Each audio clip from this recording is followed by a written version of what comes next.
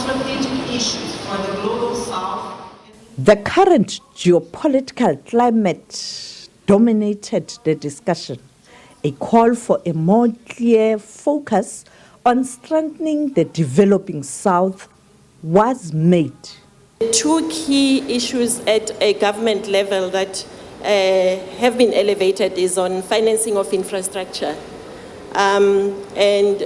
It's basically recognizing that for our economies to grow, we do need sustainable infrastructure and one that connects the continent to take advantage of the Africa Free Trade Agreement. Now, this cannot happen in an environment where almost 30%, and in some instances more, of funds from African countries goes towards debt. Wherever countries can collaborate, they will.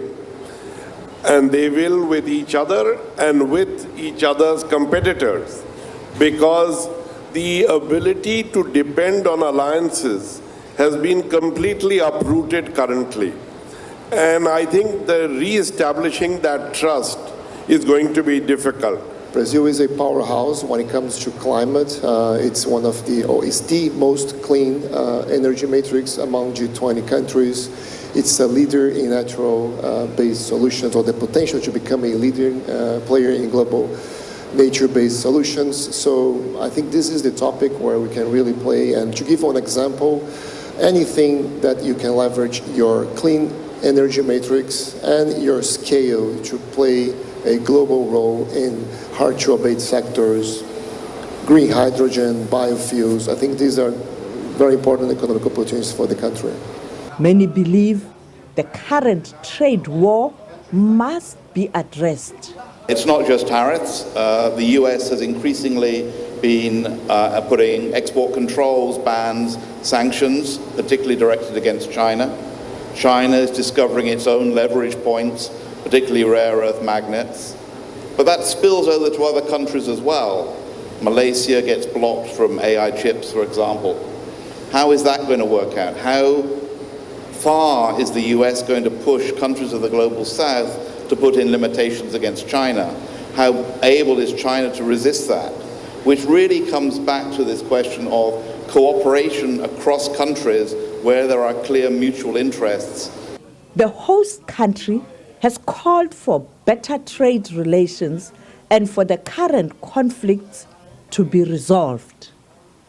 As business wraps up this Brazil Forum, many have called for speedy implementation of its resolutions. I think there is global consensus that the unpredictability of the conduct of major economies is a risk to everybody. And there is a common search for a united voice and a call for predictability and certainty. On that score, I think all of us will find each other. And as you know, South Africa has been in the crossfire since the January executive orders. The expiry date for the 90-day stay is on Wednesday, on the 9th. And the rest of the world doesn't know what will be the direction of the tariff book in the United States. We can't live like that. You can't have a world that must constantly be wondering what is going to be the effect of a decision made by one country on the overall global economy. So on that score, all of us are going to come out of here with a broadly shared understanding of what should we be doing in order to de-risk global trade. Sophie Mukwena, SABC News, Rio de Janeiro, Brazil.